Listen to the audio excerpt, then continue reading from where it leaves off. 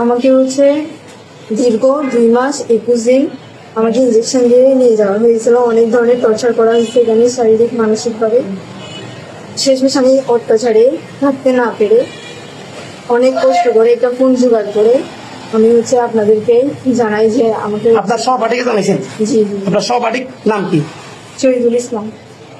জি, এরপরে তারপর হচ্ছে ওনাকে জানানোর পর পুলিশরা গিয়ে হচ্ছে আমাকে এখান থেকে উদ্ধার করে থানায় হস্তান্তর করে, থানা থেকে তারপর হচ্ছে আমাকে ঈদগাহ থানায় নিয়ে আসা হয়।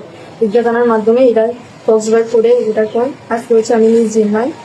আপনি কি স্বইচ্ছা ইসলাম ধর্ম গ্রহণ করেছিলেন? জি জি জি। বলেন একটু স্পষ্ট বলেন। না, আমাকে কেউ কোনো ধরনের লোক লাগাচ্ছে এখানে। আমি হচ্ছে ইসলামের যে সৌন্দর্য ওইটা দেখে মূলত অনুপ্রাণিত হয়ে ইসলাম ধর্ম গ্রহণ করেছি। আপনি যেখানে আটক ছিলেন বা আপনাকে যেখানে আটক করেছিল, সেখানে আসলে আপনাকে শারীরিকভাবে কোনো হেনস্থা বা এরকম কিছু শারীরিক ভাবে হচ্ছে আমাকে মারধর করছিল। মারধর করছে? জি। এবং আপনার কোথায় থেকে তারা নিয়ে গেছে, কোন স্থান থেকে নিয়ে গেছে? আমাকে হচ্ছে আমার বাড়ি থেকেই নিয়ে যাওয়া হয়েছিল। এবং কোথায় স্থানটার নাম কোথায়? আমার বাড়ি হচ্ছে ঈদগাহ কক্সবাজার। ঈদগাহ থেকে কোথায় নিয়ে গেছে? বাঙ্গালখালিয়া। রাঙ্গামাটি। আপনার কোন ইউনিয়ন, কোন ওয়ার্ডে ঈদগাহ জালালাবাদ হিন্দুপাড়া 2 নং ওয়ার্ড। আপনাকে কি গাড়িতে করে নেওয়া হয়েছে? আমাকে হচ্ছে নিহত করে নিয়ে গেছে। কিভাবে?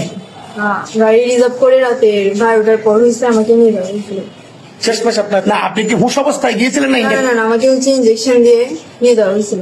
ইঞ্জেকশন তো অধ্যয়ন করে নিয়ে গেছে। জি। কয়দিন পর্যন্ত আপনাকে অচেতন অবস্থায় রাখা হয়েছে? আমি হচ্ছে 3 দিন অচেতন অবস্থায় ছিলাম।